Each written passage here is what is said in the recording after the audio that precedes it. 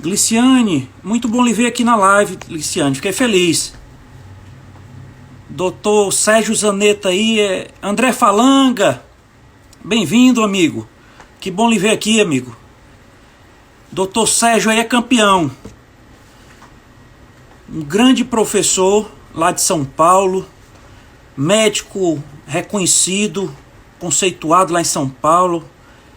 Ele é nota 10. Tá chegando aqui o doutor Sérgio.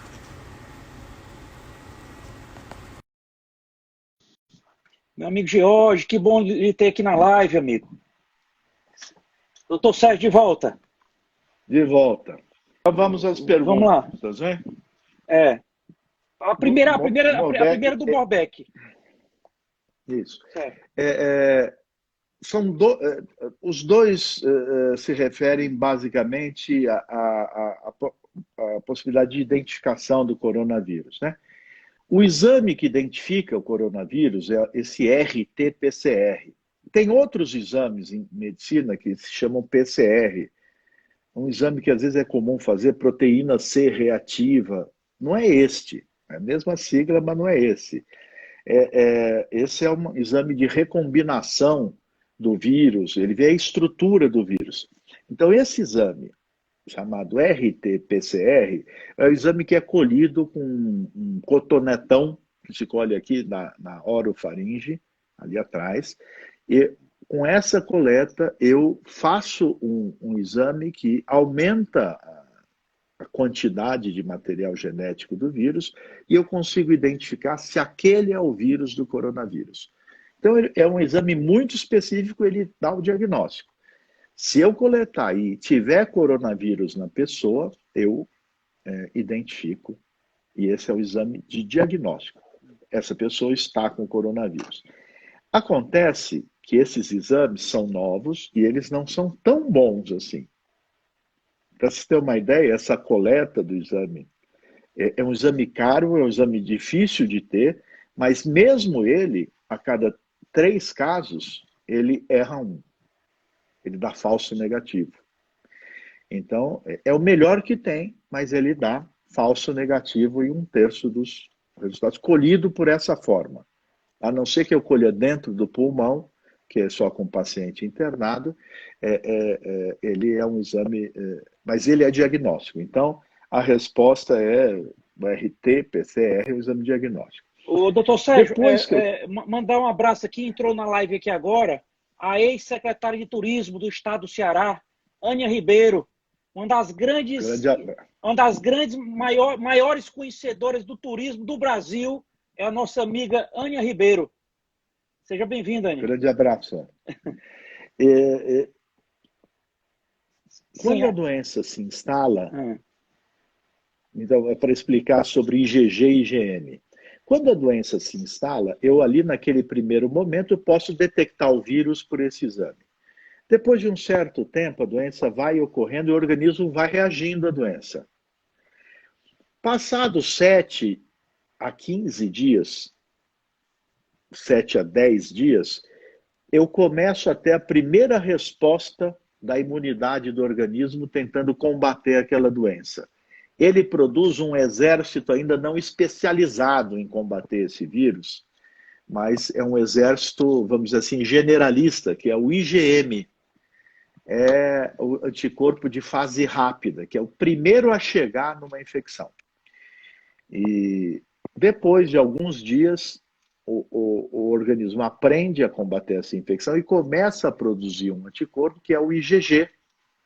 IgG, após o 10º ao 15º dia, e esse IgG perdura, às vezes por muito tempo.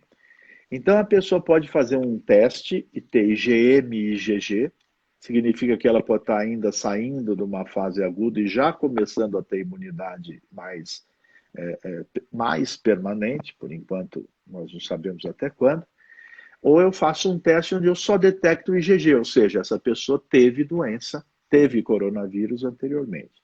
Então, IgG e IgM são imunoglobulinas G e imunoglobulinas M, que são mecanismos que o organismo mobiliza, agentes que o organismo produz e mobiliza para combater a infecção.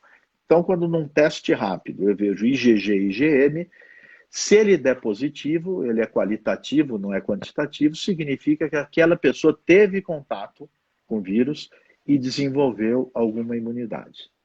Doutor, e a sorologia? Ah, sim.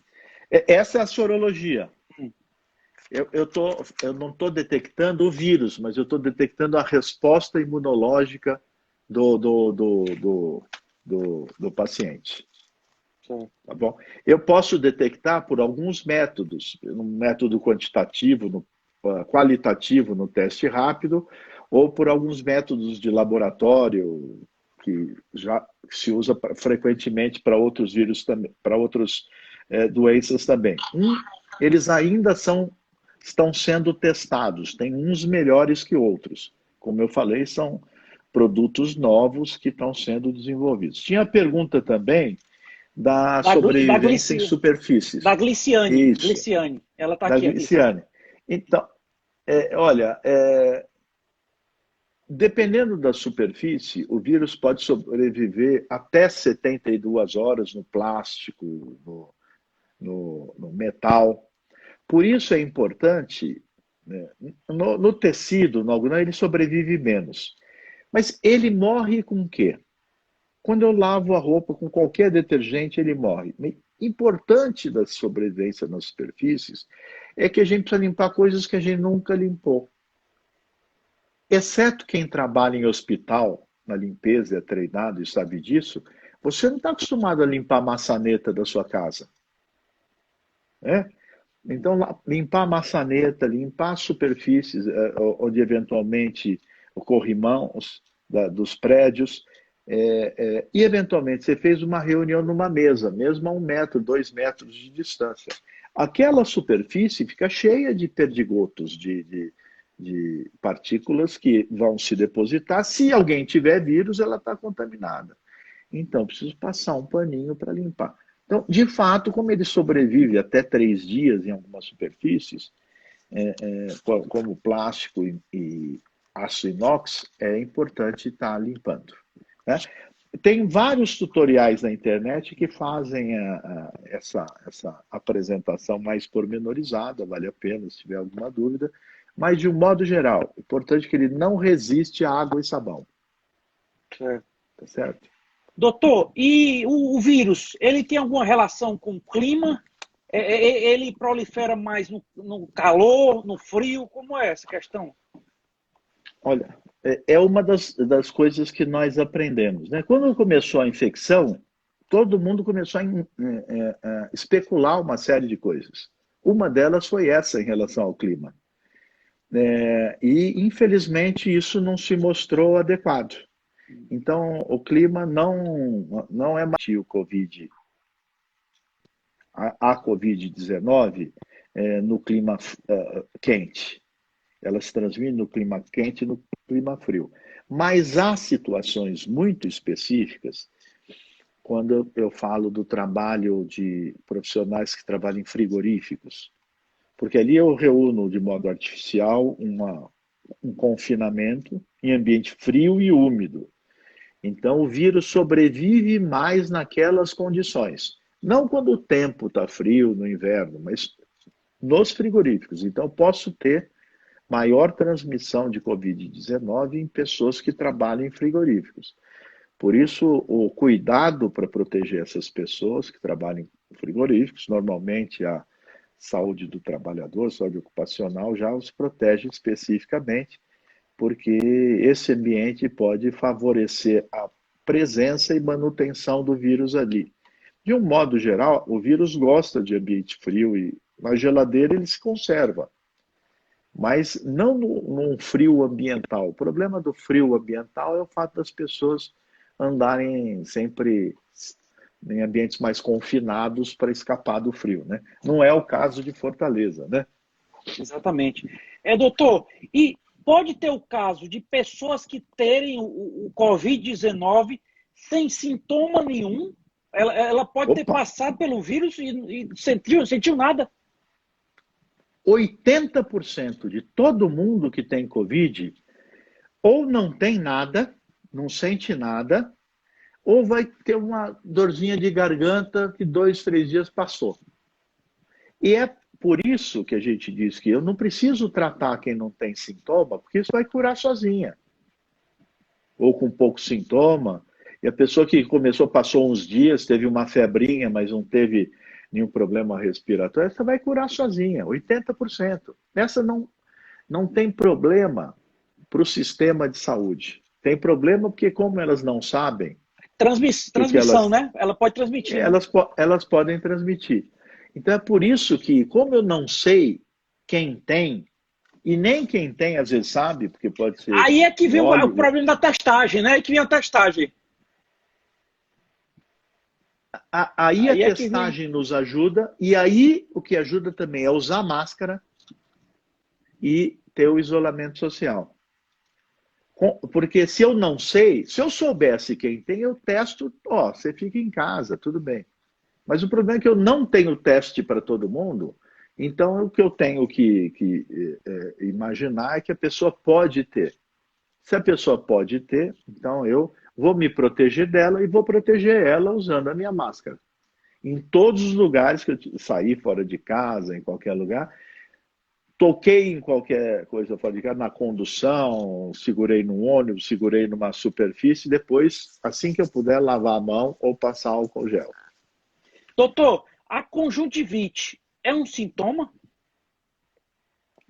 Olha, é muito raro, muito raro. A irritação nos olhos é um sintoma muito, muito raro, não é típico. E essa é uma infecção que não é uma gripezinha, porque nem a gripezinha normalmente começa com coriza, com secreção nasal. Essa não. Ela começa com uma dor de garganta e depois uma falta de ar, uma febrinha. Ela é um pouco diferente das gripes, mas ela pode ter pessoas com sintoma, irritação nos olhos, irritação no nariz também, como todo o processo viral, gripal, Do, de vírus respiratório. doutor, entrou aqui na live a nossa convidada da última quinta-feira, a juíza de direito lá do Mato Grosso, doutora Ana Paula. Nós fizemos uma live com a doutora quinta-feira, foi maravilhosa. Obrigado aí, doutora Ana Paula, pelo prestígio de entrar aqui na nossa live aqui. Doutor, eu quero lhe perguntar, com relação, para o senhor, existe um país que é a Nova Zelândia ou tem diversos países que são modelos no enfrentamento ao coronavírus? Olha, tem vários modelos, cada um com a sua história, a sua forma de organização. Vejam bem, nós temos a Nova Zelândia, nós temos a Coreia do Sul, nós temos a Alemanha, que apesar de estar infestada, tem uma mortalidade muito pequena, muito menor. Nós temos Portugal. Nós cansamos de brincar com os portugueses, até pela nossa ascendência, né? Portugal deu uma resposta muito organizada e efetiva ao controle da epidemia. Não viveu o desastre da Espanha, da Itália, muito embora fosse vizinho à Espanha. Então, eu acho que Portugal é um outro modelo. E acho que em cada país, na história da epidemia, em cada país, a gente aprende uma coisa. Se a gente usa, é uma outra coisa, né? Nós aprendemos que tudo que a gente não podia fazer é fazer com Milão. Que o prefeito de Milão disse, Milão não pode parar. Milano não se ferma.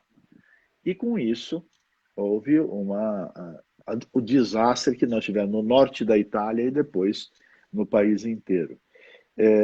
Da mesma forma, nós também aprendemos que errar é possível, mas você precisa corrigir o erro rápido. Como na Inglaterra, que o primeiro-ministro começou a brincar também, porque parecia que era uma coisa política entre conservador e não conservador, como se o vírus tivesse opinião política, né? Mas ele, alertado pelo sistema de saúde, ele recuou rapidamente e impôs o isolamento social. Inclusive, foi premiado com a infecção pelo coronavírus. Então, a Inglaterra recuou rapidamente. Mas o fato de ela ter relaxado foi o suficiente para causar quase um colapso num dos mais importantes sistemas de saúde do mundo. Agora, vejam bem, nós temos muitas deficiências no nosso sistema de saúde.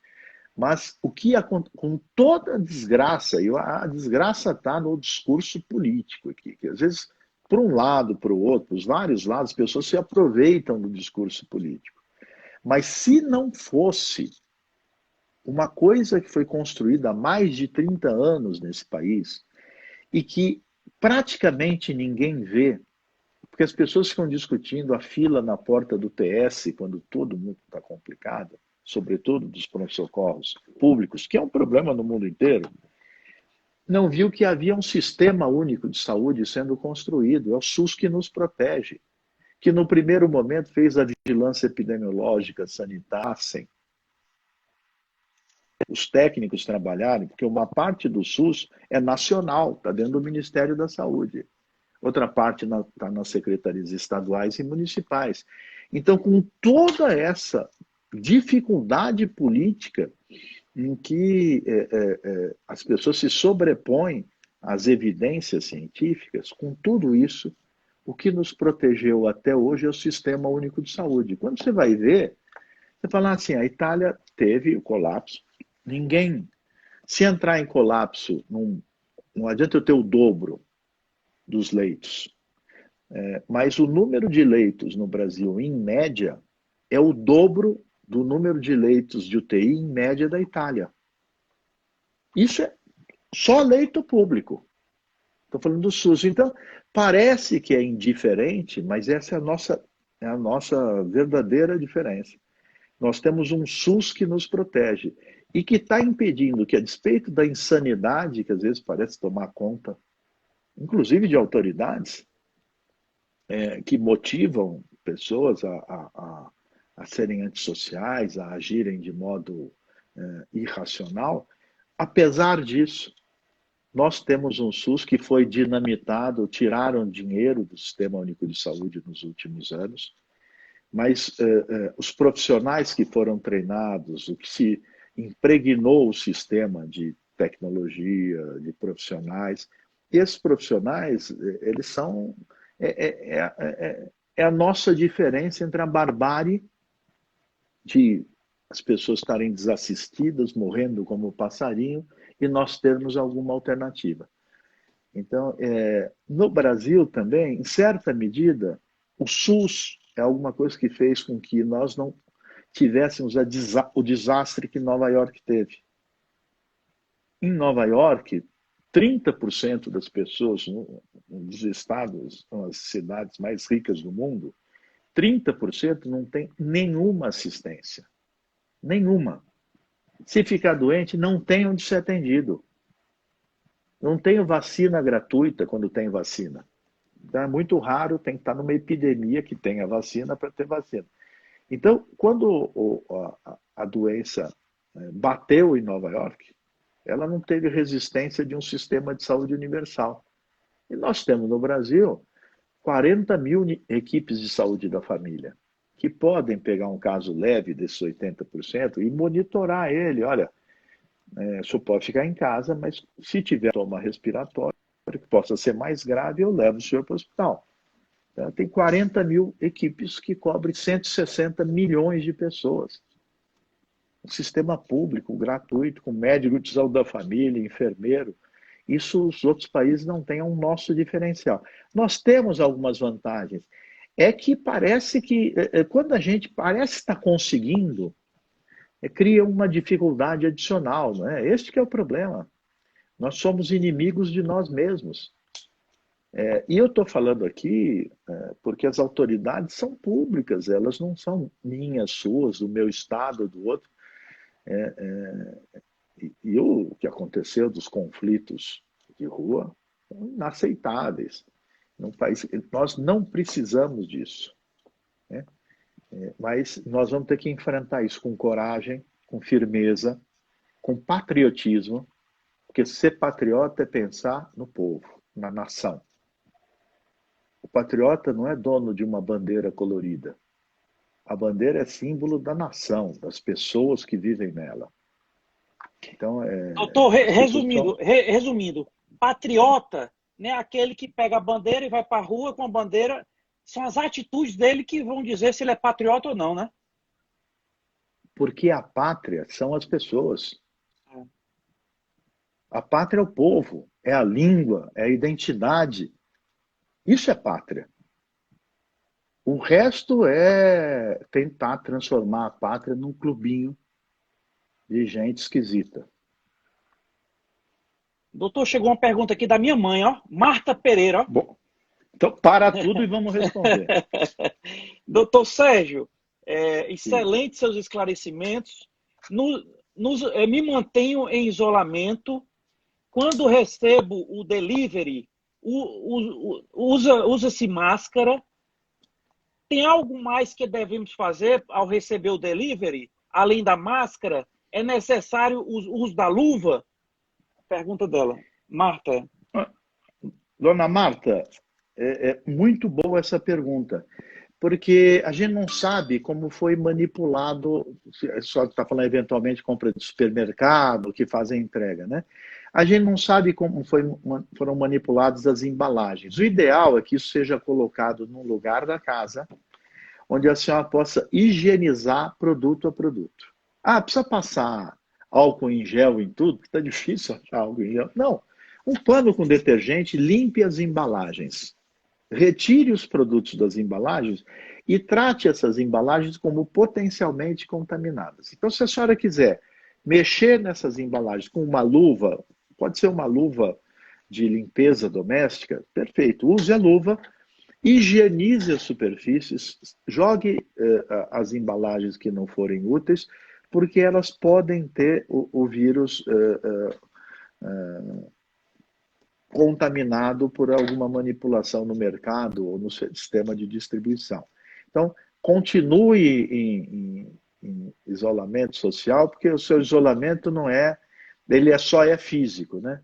É um momento de a gente eventualmente fazer contato com as pessoas e dizer coisas maravilhosas para elas. Então, continue, se preserve e, por favor, é preciso realmente higienizar as embalagens, porque a gente não sabe de onde elas vieram, por onde elas passaram.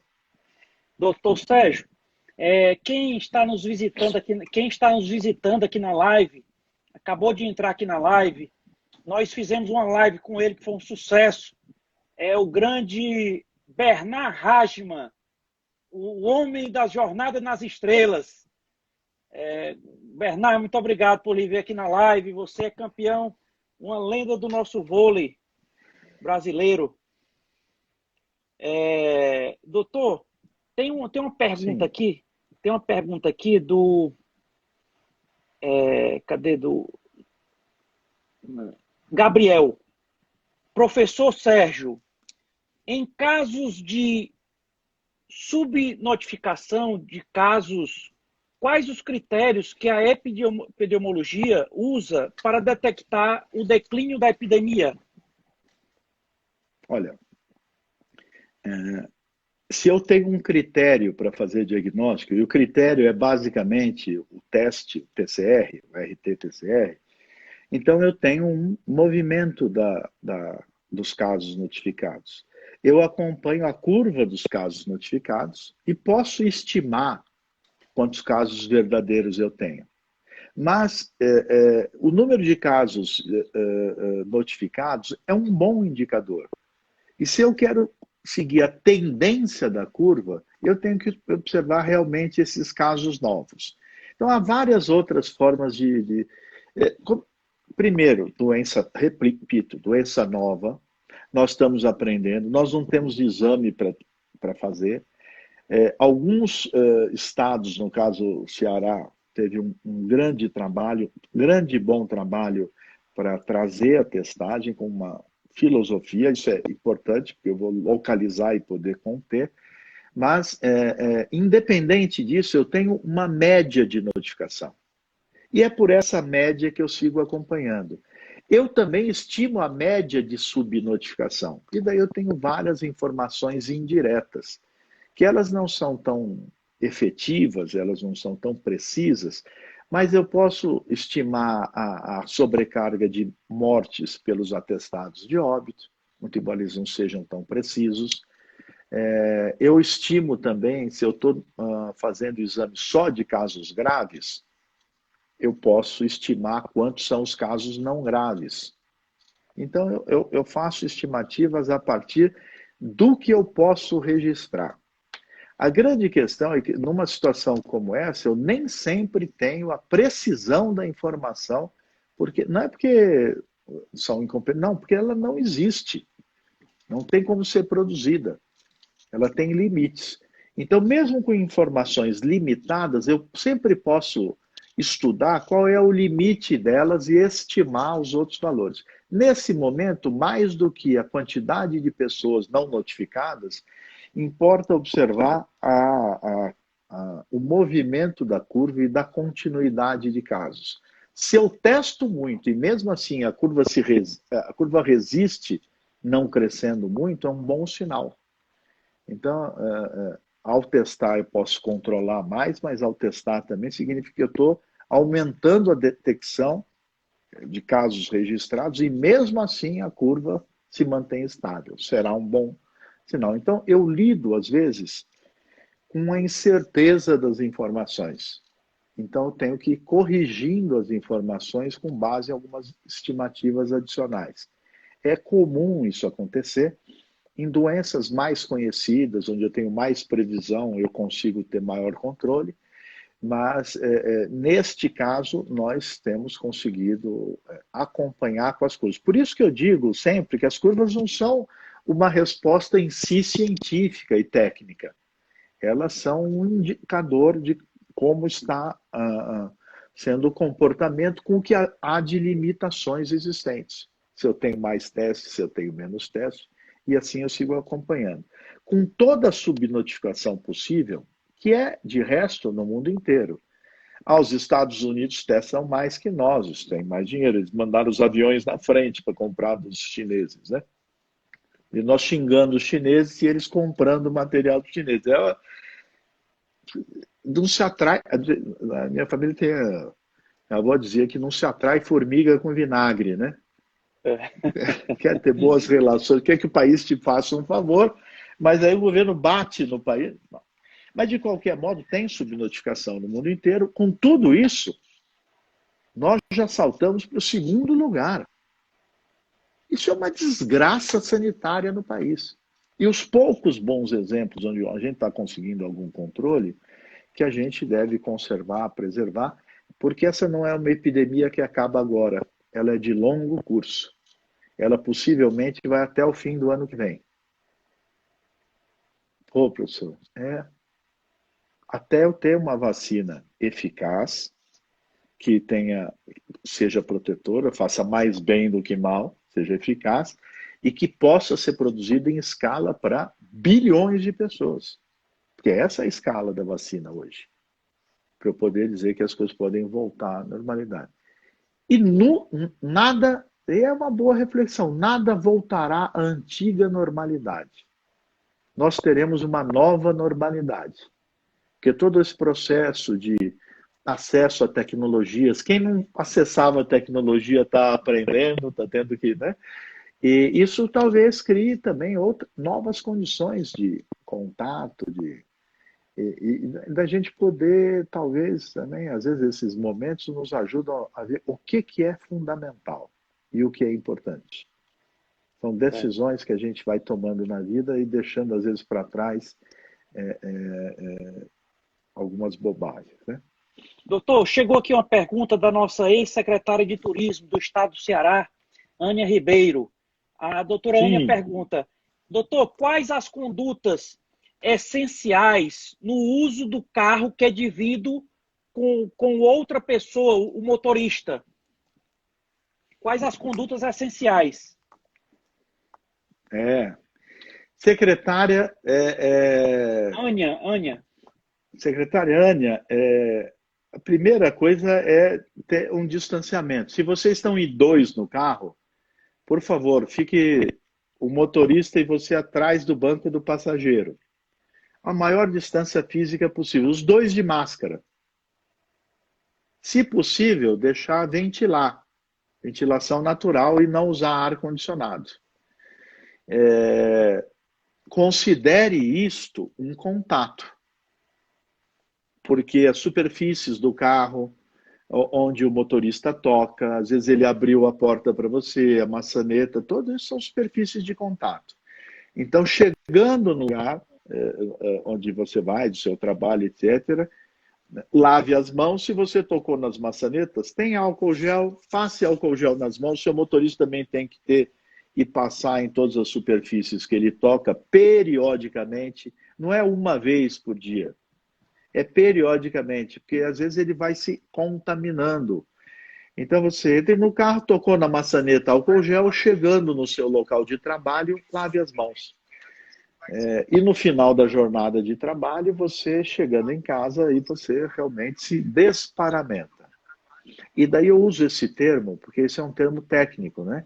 Você se paramenta, se protege. Desparamentar significa usar alguma técnica para isso. A sua máscara é para absorver o vírus dos outros. Então nunca encoste na frente dela. Tire por trás, descarte e põe para lavar. E se vai passar mais do que 2 horas fora de casa, leve mais que uma máscara. E leve de pano mesmo, feito em casa, pode inovar. Fortaleza é famosa pelos seus bordados também, né? Não, leve uma máscara para cada 2 horas, depois guarde num saquinho, chegando em casa, lava junto com a sua roupa. Então, é isso. Como motorista, eu devo considerar, se tem mais gente no carro, todos com máscara, tocou em superfícies álcool gel, chegando no local, lavar bem as mãos e, eventualmente, o rosto. Doutor, chegou uma pergunta Exceto aqui para as moças que usam maquiagem, claro. Uma pergunta aqui da empresária aqui no estado do Ceará, das lojas Tentacion, amiga Fátima Duarte. Ela diz, doutor Zanetta, olha a pergunta dela, é bem fácil a pergunta dela, viu? Perguntando uma data quando chegará a vacina no Brasil, ó. Não, é uma boa pergunta, mas ela quer ter uma previsão, como todo mundo, está correta. Tá correto. Veja, o problema da produção da vacina não é da tecnologia, não é assim do laboratório, a capacidade de produção do laboratório, porque isso nós temos tecnologia no mundo, e mesmo a SARS, o outro coronavírus que teve infecção, eu tenho vacina para ele, então já tenho plataformas testadas para coronavírus. O problema é quando o estudo sai do que eu chamo de bancada, de ambiente controlado de laboratório, onde ele tem que ser testado em modelos animais superiores. Eu posso testar em células, posso testar em rato, mas às vezes eu preciso testar num animal maior, num cachorro, num mamífero superior, ou às vezes num macaco, dependendo da situação, para verificar se ela é efetiva e segura. Depois disso, eu tenho uma fase de estabelecimento se ela não faz mal, se ela não é nociva, se ela produz um resultado, qual é a quantidade desse resultado e por quanto tempo ele persiste, se ela é, portanto, efetiva, segura, para que eu possa usar em seres humanos. Quando eu achar que ela é efetiva, segura, eu tenho tempo mais ou menos delimitado, aí eu testo em seres humanos, em ensaios clínicos que demoram um certo tempo. Porque eu tenho uma série de questões éticas para controlar, mas eu preciso também demonstrar que ela produz mais bem do que mal, porque na verdade ela só produza bem, o que ela tem um percentual de 99% de sucesso. Tudo isso demora, pela natureza do tipo dessas pesquisas. Então isso significa que não se espera uma vacina de agora para menos de 1 ano. 1 ano e meio é a melhor alternativa a se pensar. A vacina disponível no Brasil, como você diz, para os milhões de brasileiros, eu pensaria em final de 2021. Final de 2021. Contando com toda a sorte, com alguma coisa pode ter alguma coisa inusitada, mas é improvável. Uma vacina demora 5 a 7 anos para ser desenvolvida. Pois, eu estava conversando com um amigo... Essa dá para fazer em 2 anos, se correr muito. Eu estava conversando com um amigo meu hoje, esse meu amigo então, ele está mal informado, viu, doutor? Ele disse, rapaz, essa vacina aí lá para outubro está chegando, ó. Opa! Então, ele pode ter essa expectativa, porque há, de fato, vários laboratórios com algum sucesso na pesquisa. Mas é pesquisa no laboratório. Na hora de colocar a vacina em seres humanos, é que eu preciso de estudos muito controlados e cuidadosos. Isso demora um pouco de tempo. Até para eu saber se a vacina provocou um efeito. Quanto tempo dura essa imunidade? Se eu aplicar em todo mundo uma vacina para proteger, a vacina durar 1 mês, então eu preciso... A segunda coisa é que eu vou ter que infectar pessoas. Porque se eu dou a vacina, qual é o teste? Submeter a pessoa à infecção, para saber se ela protege ou não. Então, todas essas simulações exigem... eu vou ter que usar a vacina num ambiente de transmissão, porque eu não posso provocar a doença que pode ser grave num ser humano. Então, eu tenho que eu tenho que introduzir a vacina para teste no lugar onde haja transmissão comunitária, que daí não é algo que eu estou provocando a doença. Mas aí eu vou ver quem foi protegido ou não. E todos esses estudos têm nuances, características. Até seu amigo fala para ele que não é assim, não tem nenhuma boa solução, como aquela solução com catuaba, infelizmente. Nós vamos depender da velha e boa ciência. E ela vai chegar. Vai chegar. Nós temos condições de enfrentar isso. Mas nós queremos enfrentar isso com o mínimo de pessoas sofrendo e, eventualmente, falecendo nesse caminho.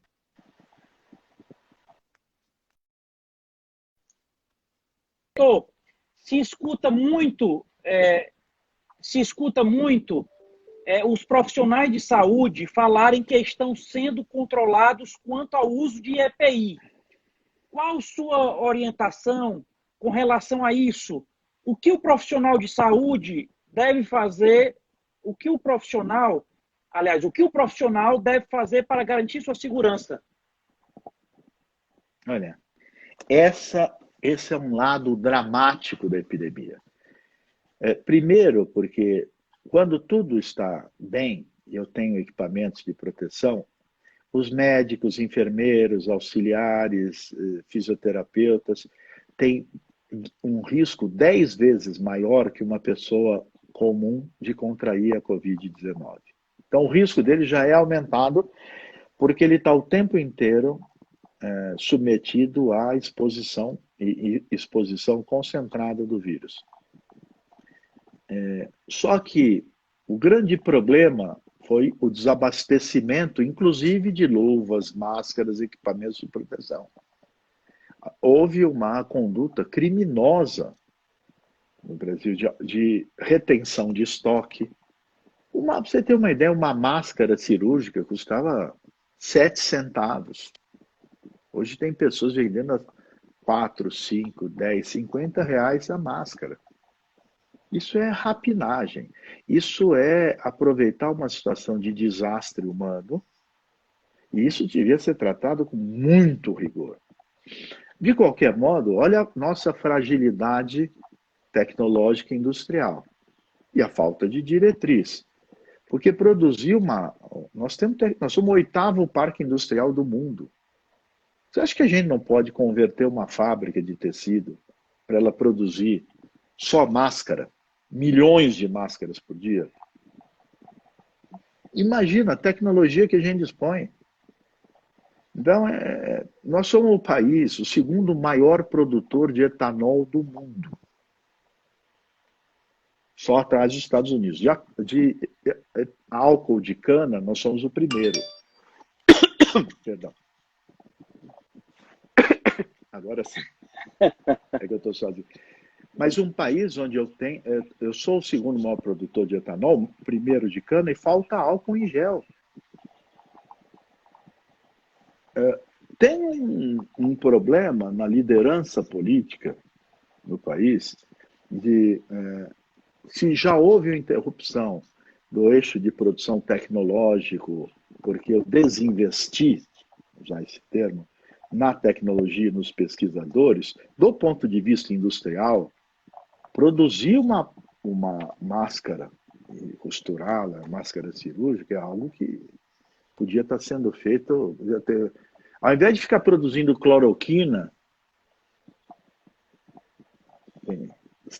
o exército está produzindo cloroquina no Brasil, não sei para usar onde. Na Amazônia, sim, tem, onde eu tenha malária. O ideal seria uma fábrica para produzir álcool em gel, para produzir máscaras. E daí o problema é esse: os profissionais de saúde estão desprotegidos. Enquanto os profissionais, tem sido até emocionante as pessoas sendo aplaudidas, os profissionais de saúde, mas a solidariedade direta e pessoal é que precisa ser mantida. Eles precisam de equipamentos de proteção. Precisa mandar a polícia, precisa mandar a autoridade pública recolher aonde tiver estocado máscara cirúrgica e entregar nos hospitais para que se use, para que eu não tenha que pensar duas vezes em trocar uma máscara que se contaminou. Para que o profissional de saúde possa entrar e para cada paciente ele se paramenta, atende, enfim, se protege, protege o paciente. Porque, além de tudo, as pessoas estão com medo também de adoecer, porque elas sabem o que acontece com quem adoece. Eu tenho colegas médicos internados neste momento no Hospital das Clínicas de São Paulo, lutando contra o Covid, pneumologista, dos chefes da pneumologia do INCOR, porque ele estava no pronto-socorro, ele estava atendendo as pessoas. Então, já há um risco grande se você está paramentado, se você está protegido. Negar máscara a um profissional de saúde é um crime contra a população. Então, não é uma questão secundária. Não está comprando giz para a sala de aula. É um momento de epidemia. E eu posso conseguir comprar um respirador em 3 meses, mas eu não formo um intensivista em 3 meses.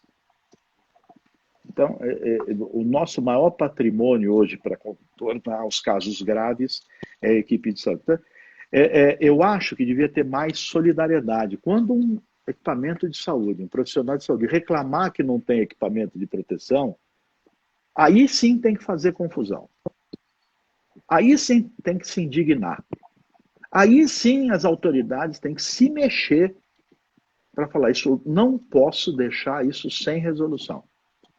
E eu queria mandar um abraço solidário aos profissionais de saúde. Eu já estou mais velhinho, mas eu tenho filha, que é médica residente, trabalhando na porta de emergências em Campinas, e sei do dia a dia que é. Muitas vezes os profissionais estão desamparados, eles não têm. Eu falo: o que eu vou fazer? Não vou atender o paciente? E daí a decisão dos médicos e dos profissionais tem sido honrar o seu juramento. Seu juramento. Então, não precisa de aplauso. Não precisamos de aplauso. Solidariedade. Nós precisamos de equipamentos de proteção, mas uma solidariedade ativa. Não basta aplaudir, não basta fazer canções pela janela. Eu quero máscara, eu quero capotes, luvas, equipamento de proteção. E onde não tiver, nós temos uma juíza aqui. A autoridade pública precisa, provocada pela notícia do jornal, sei lá, alguém precisa fazer alguma coisa. Drástica. Porque se a gente perder aquele profissional da frente, a gente não tem como repor. Então, para a nossa segurança, hoje ele é mais crítico que o governador, vamos dizer assim. Doutor Sérgio, chegou uma nova pergunta da secretária Ania. A secretária Ania pergunta: doutor Sérgio, com relação às lojas, as lojas em relação à prova de roupas, quais os cuidados loja que você prova roupas? Eu acho que não dá para provar roupa. Sabe aquela história de ir no shopping e provar 70 sapatos? Não dá. Eu não posso fazer isso. Eu tenho uma sobrevivência no tecido. E como é que vai vender? Não sei. Mas uma vez eu fui comprar uma camisa na Argentina, o moço da loja, uma loja muito boa, aqui, vai provar a camisa, pôr no seu corpo? É outra cultura, né? Provar não dá. Acho que não dá. E a secretária complementa aqui, doutor Sérgio, ela como é a mulher do turismo, doutor Sérgio, o senhor viajaria para algum lugar em 2020? Não, não. Inclusive, eu tinha 3 viagens marcadas, inclusive o Congresso Mundial de Saúde Pública em outubro em Roma. Ele virou um congresso virtual. Em 2020, não haverá movimento turístico, na minha opinião.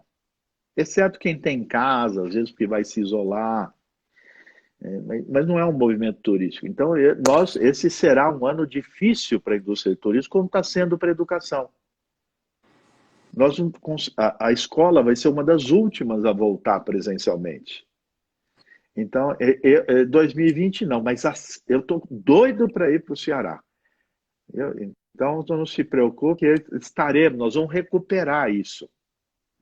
Mas em 2020 eu não viajaria, francamente. A Débora pergunta, doutor, o que o senhor pensa a respeito da imunidade de rebanho? É uma bobagem, é uma coisa certa, mas é dita por tolos, é uma bobagem. Eu vou explicar o que é imunidade de rebanho. Vou usar um exemplo, por exemplo, da vacinação contra pólio. Eu posso vacinar as crianças contra pólio por um vírus vacinal inativado. É um vírus da pólio, só que ele é um vírus vivo inativado, ele está vivo, mas ele não provoca doença. Então, o que eu faço? Eu contamino as pessoas com esse vírus. É um vírus do bem. Mesmo que eu não vacine 100% das pessoas, eu vacinando 90%, 95%, quem não tem vacina fica ali no meio diluído. Então, se chegar um vírus selvagem para infectar alguém, a barreira das pessoas que está protegida impede que o vírus alcance alguém que não está. Isso chama-se imunidade de rebanho, um efeito do coletivo sobre esta imunidade. É por isso que eu só vou ter na Covid imunidade de rebanho vacinal. Aí eu vou vacinar 94%, 95%, e eu vou garantir uma proteção de praticamente 100%. Um outro decorrência da imunidade de rebanho é uma que ocorre em doenças menos graves quando a gente não tem o que fazer. Todos conhecemos a dengue no Brasil. Então, o mosquito está urbanizado. Então, o mosquito ele é mais esperto que todos. Ele deu um jeito de sobreviver melhor que a gente nas cidades. Eu tenho 4 sorotipos de dengue. Numa cidade, eu posso ter infecção por dengue, tipo 1. Aí eu vou ter...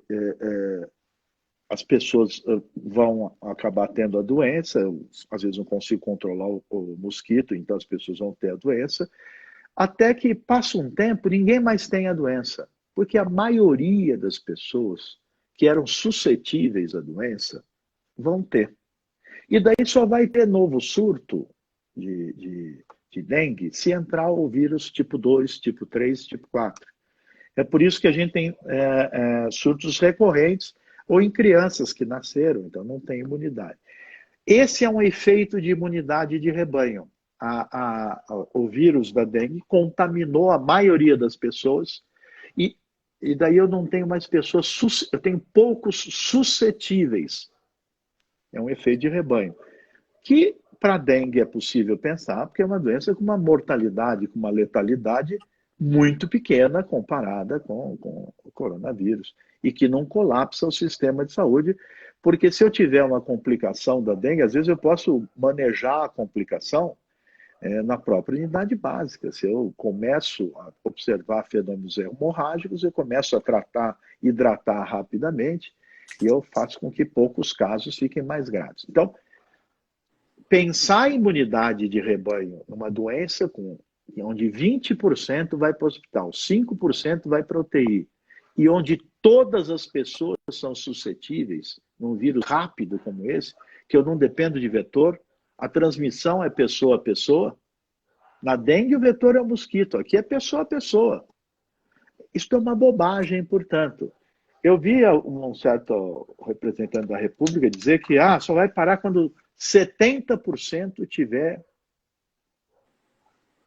a doença. Isso é uma estratégia serial killer, né? Porque eu vou ter, quando eu tiver contaminado, eu espero ter 95% contaminado pela proteção vacinal. 70% no Brasil era uma desgraça. Ia morrer gente como passarinho. Então, afortunadamente, não é assim. A pessoa ouve falar, a gente fala na minha terra, ouve o galo cantar, mas não sabe muito bem, né? Então, imunidade de rebanho é exatamente isso que eu descrevi para você. Uma vacinal, outra pelo esgotamento de suscetíveis, eu acabo não tendo... O vírus não consegue encontrar mais alguém para infectar. Doutor, uma última pergunta aqui. A Régia, ela pergunta quando será o pico no Brasil? Eu volto a uma questão que eu falava logo no início. O pico depende da forma como está a transmissão agora. Se está todo mundo na rua transmitindo, o pico vai ficando para frente. Então, nós começamos com 71% de isolamento social, o pico estava previsto aí para maio, não é isso? Abril, maio. Comecei a circular todo mundo, o que aconteceu? Começou a propagar a doença.